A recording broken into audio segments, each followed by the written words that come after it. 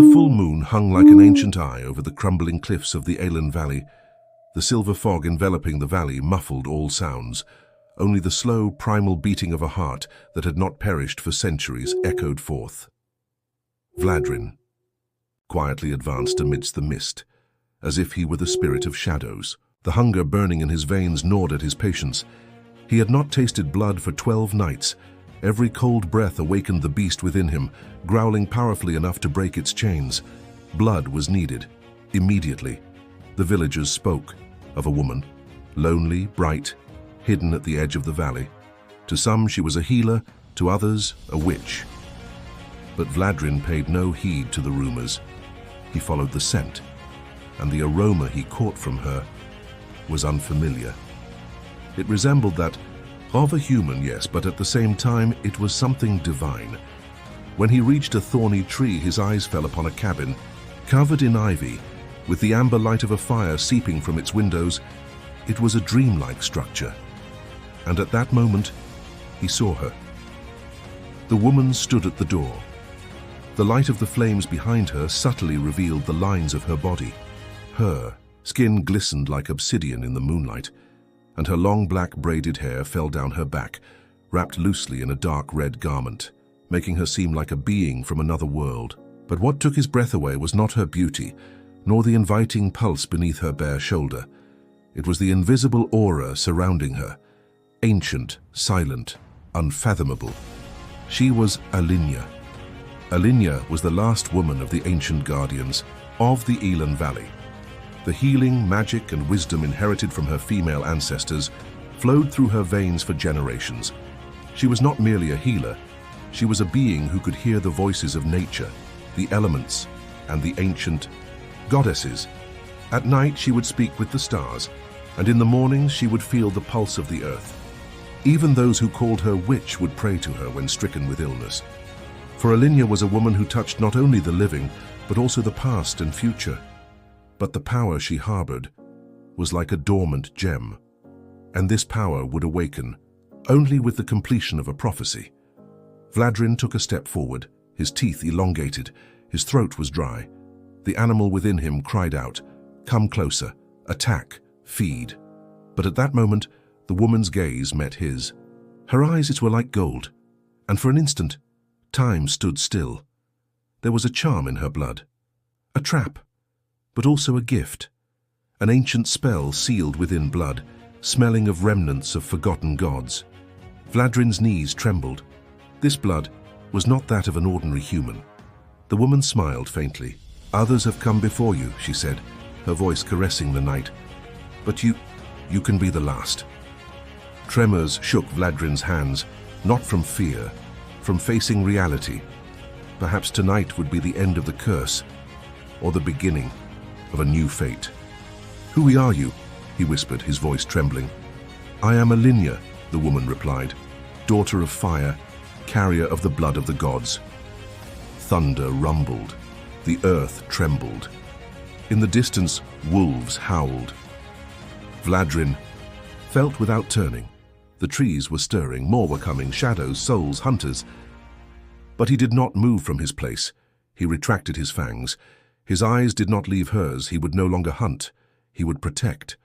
For the moment he met those golden eyes, the monster inside him bowed, and he remembered who he once was: a knight, a guardian, a lover. And at that moment, in front of the door illuminated by her flames, his story began anew. That night, they entered the cabin together. In the flickering light of the flames, as shadows wrapped around their bodies, they looked at each other. When Alinya's hands touched Vladryn's face, the centuries-old curse inside him seemed to begin melting away. His lips, for the first time, were not the kiss of a victim, but of a destiny. Vladryn's touches were no longer wild. He no longer desired her blood. He wanted to feel her, protect her, and exist with her.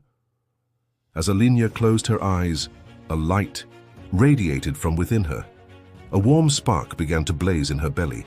A divine power was slowly taking shape. By the end of the night, it was not just passions that united. A seed was sown. Alinya was now carrying a baby. But this was no ordinary child. In her blood were the gods, Vladryn's curse, and the echo of an ancient prophecy. Months passed. As Alinya's belly grew round, the night sky shone brighter, the winds became quieter. The forest seemed to move with her breath, waiting for something to grow beneath the earth. When the moment of birth arrived, the sky turned a deep purple. Stars trembled. The howls of wolves echoing in the dark forest seemed to salute the newly born child. When the baby was born, its eyes were closed, but its skin glowed almost like light. At that moment, the cabin's door opened on its own. 4 gigantic grey wolves emerged from the depths of the forest. Their eyes were filled with intelligence, and their bodies seemed heavy and noble, as if molded from stone. Alinya held the baby in her arms, with Vladryn standing just behind her. The wolves approached, but they were not threatening. The largest of them bowed before the woman. The others followed suit. This was an act of submission, a recognition. When the child opened its eyes, they sparkled like gold. The wolves had recognized not their leader, but the master of the future. And from that moment on, the forest became their protector. The creatures of the night did not touch them. The winds whispered their names. For this child carried a god within, a vampire's curse, and an endless power from a mother. From that night on, strange changes began to occur in Vladryn's body. Inside the cabin, the line between night and day seemed to blur. Over time, the flames turned blue, and the walls of the cabin began whispering sounds from other realms.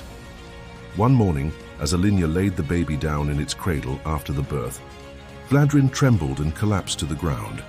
His eyes widened, his veins pronounced, his body felt as if it were burning from within. When Alinya knelt beside him and touched his face, she saw the battle of shadows within his pupils. As Vladryn's chest heaved, he collapsed with a cry. The vampire blood in his veins was no longer alone. Alinya's magic, that sacred spark sealed by the gods, was slowly dissolving Vladryn's curse from within. His bones cracked, his back arched. His skin, once accustomed to thousands of years in darkness, now trembled in the light. At that moment, the first rays of sunlight pouring through the window of the cabin fell upon him. Vladryn did not close his eyes. For the first time, he felt the sun on his skin. He did not burn. He did not catch fire.